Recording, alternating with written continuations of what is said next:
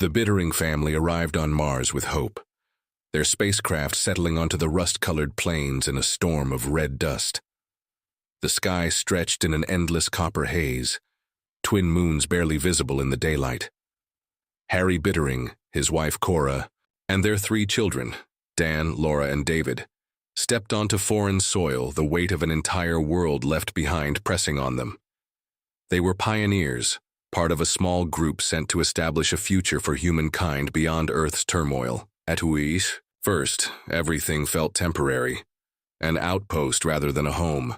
The colony consisted of a dozen prefabricated metal structures, their angular forms harsh against the undulating Martian dunes. Scientists and engineers moved purposefully, unloading supplies, testing the air, setting up hydroponic stations. The planet was barren but not entirely lifeless. Strange blue-green plants curled in the valleys, shifting slightly as if responding to unseen forces. The air was thin but breathable with slight effort. Harry walked the perimeter of the settlement, cataloging the landscape with a builder's eye. He had been a carpenter on Earth, a man who shaped wood and stone into homes. But here, there was no wood. The ground was iron-rich dust, the air dry as paper. He clenched his jaw and turned back to the camp, telling himself they would find a way. Days passed in careful routine. Cora managed rations, rationing pre-packaged meals while planning for long-term survival. Dan, the eldest at 16, helped the engineers construct storage units, his muscles lean and eager from youthful energy. Laura and David, younger and less burdened by worry, explored the dunes, leaving trails of footprints that the wind erased by evening. Then came the news. A garbled transmission crackled through the radio, thick with static and urgency. Nuclear war had erupted on Earth. No one knew who had fired first, only that retaliations followed swiftly. One after another, cities vanished in mushroom clouds. Then silence. Panic swept through the colony. Some clung to their radios, repeating distress calls that would never be answered. Others wandered aimlessly, as if expecting the next supply ship to descend from the sky. But no ship came. Harry sat in the small metal dwelling they called home, his hands balled into fists. Cora sat beside him, her face pale in the dim light of their solar lamp. "They'll send help," she whispered, but her voice carried no conviction. Dan stood in the doorway, arms crossed. "What if they don't?" Harry met his son's gaze, unwilling to answer. Days turned into weeks. The colonists inventoried their supplies and calculated rations, but even the most optimistic estimates were grim. The hydroponic stations were insufficient for long-term survival. They would need to grow food in Martian soil, but the first attempts with earth seeds were discouraging. Leaves sprouted, but the plants twisted unnaturally, their veins black, their roots curling in rejection of the alien ground. At night, Harry lay awake listening to the wind scrape against the metal walls. He imagined Earth, its cities burning, its rivers evaporating into poisoned air. He thought of the forests he once walked, the scent of pine and soil after rain. Here there was no rain, no trees, only dust and silence. One afternoon, Laura and David ran into the settlement, breathless and wild-eyed. They had been playing beyond the dunes and discovered something strange. An old Martian city, buried but still standing.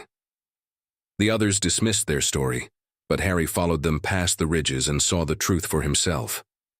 Towering structures of glassy black stone stretched toward the sky, half submerged in the shifting sands. Not ruins exactly. There was no decay, no broken walls, just stillness, as if the city had been waiting. Cora ran her fingers over the surface of one of the buildings, frowning. Who built these? No one answered. That night the sky darkened to a deep bruised violet, and the air felt different. Harry could not explain it, but something in the way the wind moved unsettled him. He glanced at his reflection in the dark window of their shelter. His eyes, once a clear brown, seemed lighter. He shook off the thought. He was just tired. The days stretched into a slow, uncertain rhythm. The radio remained silent. The colony grew quieter. Supplies ran lower. The Martian crops, the only ones that thrived, were bitter but edible. Some refused to eat them at first, but hunger had a way of eroding principles. One evening, Harry stood outside, staring at the dunes. He had spent hours trying to fix the radio, his fingers raw from rewiring, his patience worn thin. The signal was gone. Perhaps Earth was gone. Cora touched his arm. "We have to start thinking about what comes next." Harry exhaled sharply. "What comes next? We wait." She hesitated, then said, "Or we adapt." The word sat between them, heavy with implication. He turned away from her, looking at the horizon. In the fading light, the dunes no longer looked like barriers. They looked like home. The changes were subtle at first. Harry noticed them in the children before he noticed them in himself. Laura's eyes, once dark, had taken on a golden hue, catching the light in an unnatural way. Dan's skin, tanned from the Martian sun, now held a copper undertone that didn't fade. David moved with an ease he hadn't before, his steps lighter, his breathing unlabored in the thin air.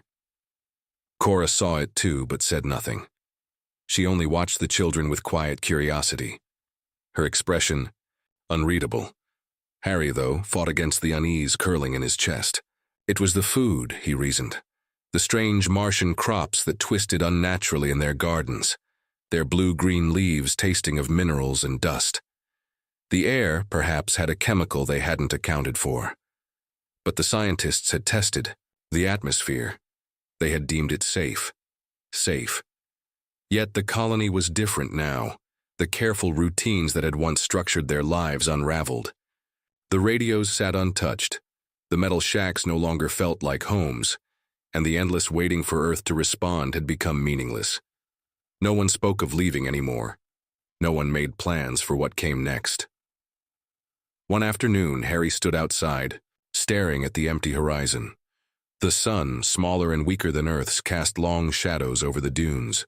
He turned his gaze downward and noticed his hands. The veins stood out in faint, branching patterns, darker than before, as though the iron-rich soil had seeped into his blood. He flexed his fingers, trying to ignore the tightness in his joints.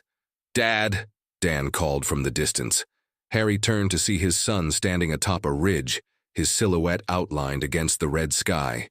There was something unfamiliar about the way he stood, his posture looser, more at ease, as though he belonged here in a way Harry never would. He climbed the ridge, feeling his breath labor as Dan's remained steady. Look. Below them stretched the valley where the Martian city stood, its black stone structures gleaming under the hazy light. A wind moved through the ruins, shifting the sand in slow, deliberate waves. The city was changing. Where once there had been only stillness, now there was movement. The structures were reshaping, their surfaces rippling like liquid before settling into new forms. The colony's footprints, once etched into the sand, had vanished. Harry shivered. "We shouldn't be." Here, Dan didn't answer. His golden eyes reflected the dark stone below, unblinking. That night, Harry dreamt of Earth. He was back in his workshop, the scent of sawdust thick in the air. He ran his hands over a polished wooden beam, its surface warm, alive. When he lifted his head, the window revealed not his familiar backyard, but an endless red desert. The trees outside the shop twisted, their leaves turning blue-green, their roots pulling free from the earth, drifting toward him like searching fingers.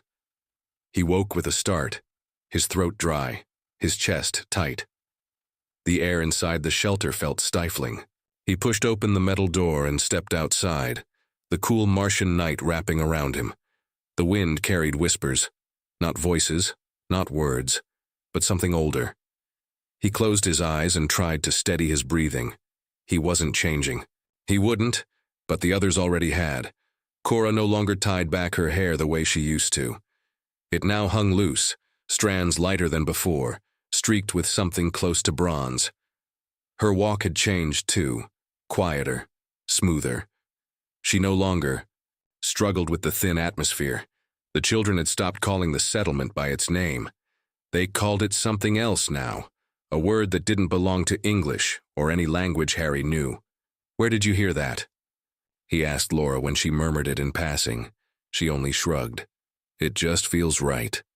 The colonists drifted further from their old habits. The remaining earth food sat untouched. The metal dwellings, once a refuge, now felt like cages. Some families had already left, disappearing into the dunes, moving toward the ruins without explanation. One evening, Harry walked the perimeter alone, tracing the familiar path he had paced countless times before. The settlement was quieter than ever. The wind had picked up, carrying the scent of dust and something metallic. He turned his gaze toward the dunes and saw, in the distance, figures moving toward the valley, the Bitterings, his family. He called their names, but they did not turn. His legs moved before his mind could catch up, his feet pounding against the sand as he ran toward them. The wind howled around him, drowning out his breath. "Cora!" She paused just for a moment, before looking back at him. The moonlight illuminated her face, and for the first time he realized she no longer looked like the woman he had married. She was something else, something older, something that belonged here. "You don't have to fight it, Harry," she said softly. The children stood beside her, their golden eyes unreadable. They weren't afraid. They weren't lost. He was. Harry staggered forward, his breath ragged. "We're human." Cora tilted her head as if considering the word. "Are we?" The wind shifted. The ruins in the valley shimmered, their shapes bending, reforming. In the distance, more figures emerged. From the dunes, golden-eyed, copper-skinned. Once they had been men and women from Earth. Now they were something else. Harry felt the ground beneath him, the fine Martian dust clinging to his skin, seeping into his pores. He felt the weight of the air in his lungs, the pull of the planet. His blood. Cora reached out her hand. The choice was no longer his to make. Harry did not remember when he stopped resisting. At some point, his breath no longer came in gasps. The air, once too thin, now filled his lungs easily. The weight in his chest had lifted, though he could not recall when. The days blurred together, measured not by clocks or schedules, but by the shifting of the twin moons, the movement of the wind through the canyons. He had left the settlement behind. The place where they once lived, metal walls, rationed food, voices calling out over static-filled radios, was distant now, less real than the sand beneath his feet. He could no longer picture its details. The sharp angles of the colony structures had softened in his memory, edges worn smooth like stones in a river. The ruins had become their home. Not ruins, Harry thought, not anymore. The structures had changed, reshaped themselves as though they were alive. Their walls, once rigid and black, now pulsed faintly with a warmth that was not light. They bent to the wind, shifting their forms to shelter those who lived within them. The passageways, carved through the stone, led downward, deeper into the planet where the air was cooler, the silence vast. Harry knew every turn, though he did not remember learning them. His hands traced the smooth walls as he moved through. The tunnels, his fingers knowing the path before his mind did. He no longer questioned how. The others were the same. They spoke little now, words growing unnecessary. Meaning was conveyed through glances, through movement. The language they had once spoken, English, felt foreign on his tongue. Even names had faded. Cora still remained beside him, though she was no longer Cora. That name was small, something meant for another place, another time. She moved as he did, soundless, her golden eyes reflecting the dim glow of the cavern walls. The children had changed more than he had. Dan, Laura, and David had embraced Mars before he had understood what was happening. They no longer walked, with the uncertainty of outsiders. Their steps were light, their bodies lean, their skin darkened by the endless sun. The wind no longer battered them. The cold no longer bit at their skin. Harry did not ask how long it had been since he last thought of Earth. One day he climbed the ridge that overlooked the valley. Below him, the land stretched out in soft, undulating dunes, the ruins standing in silent watch. The settlement had vanished. The metal walls had crumbled, buried beneath the sand. The radio tower was gone. There was nothing left of the colony, nothing left of what they had once been. A feeling settled in his chest, one he could not name. Not sadness, not loss. Something quieter, deeper. From the valley, figures moved toward him. They were like him now, golden-eyed, copper-skinned, bodies shaped by the planet's will.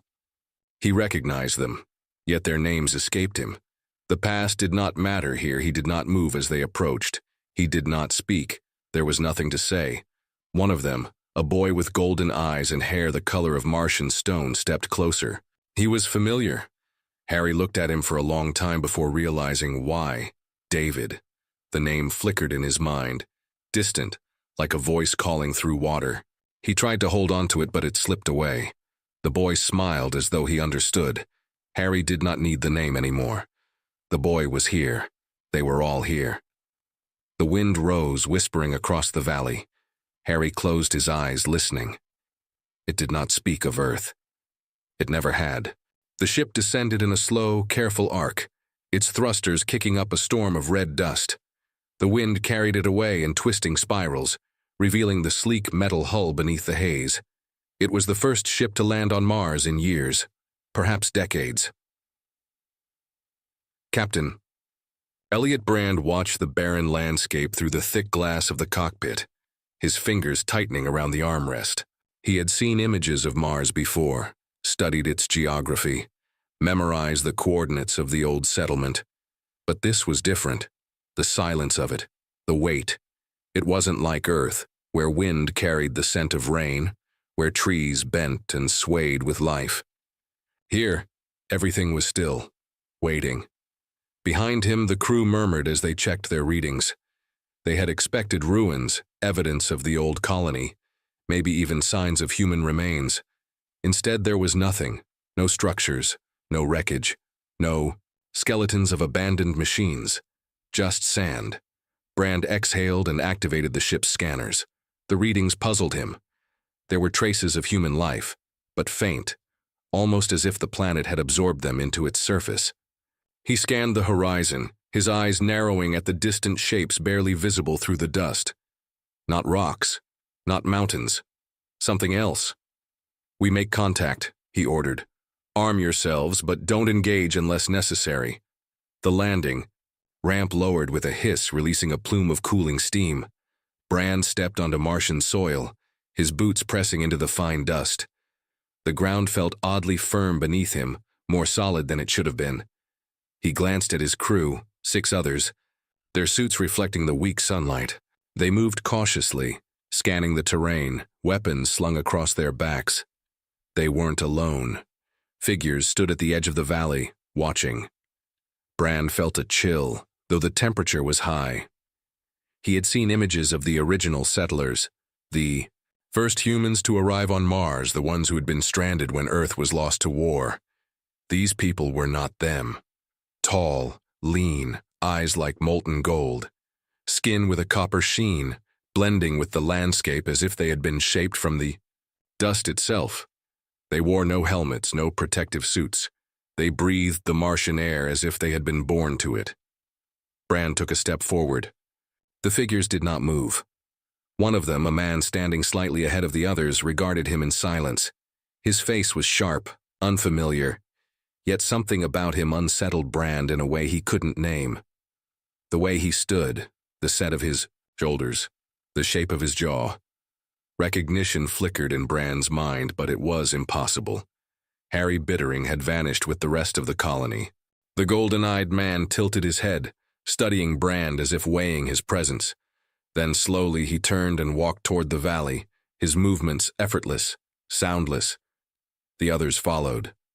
Brand hesitated only a moment before motioning for his crew to follow. The valley was unlike anything the captain had seen in the archives. The black stone structures rose from the sand, smooth and seamless, as if they had grown rather than been built. The air was cooler here, heavier. The wind carried a strange hum, not quite a sound, but a feeling deep in the chest. The golden-eyed people moved without urgency, their bare feet leaving no trace in the dust. They did not speak, they did not gesture, they simply led. Brand's crew exchanged glances, unease thick among them. One of them whispered, "They're not human." Brand wasn't sure that was true.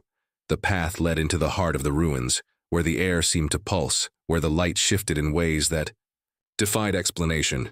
The structures curved inward, forming a space that felt enclosed yet open, as if the walls were aware of those within them. The golden-eyed man, Harry, if he could still be called that, turned at last. He studied Brand for a long moment before speaking, his voice quiet, measured. "You came from Earth." It wasn't a question, Brand nodded. "We thought the colony was lost." The man's expression did not change. It was. Brand felt his pulse quicken. "Then who are you?" Silence stretched between them. Then Harry spoke again, his voice like the wind over stone. "We were." Brand clenched his fists. "There's still a place for you back home. We have ships, cities, people." Harry's golden eyes flickered with something unreadable. Home. The word tasted foreign in his mouth.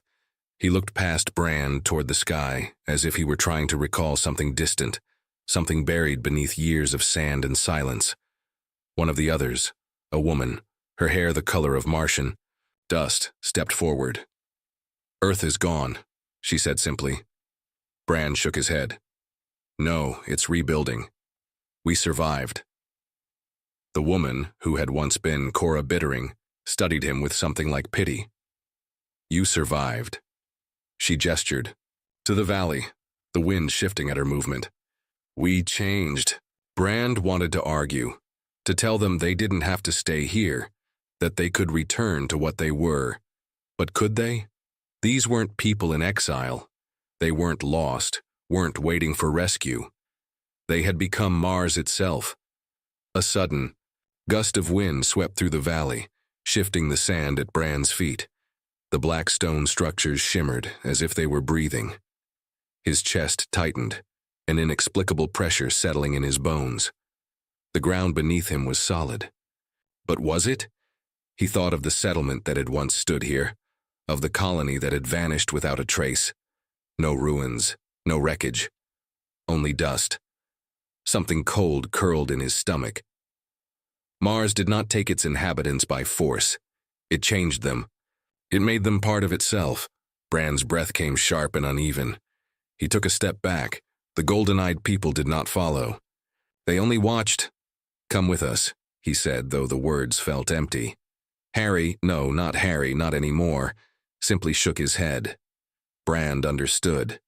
The golden-eyed man turned away, walking back into the shifting ruins, his form blending into the landscape, disappearing as if he had never been there at all.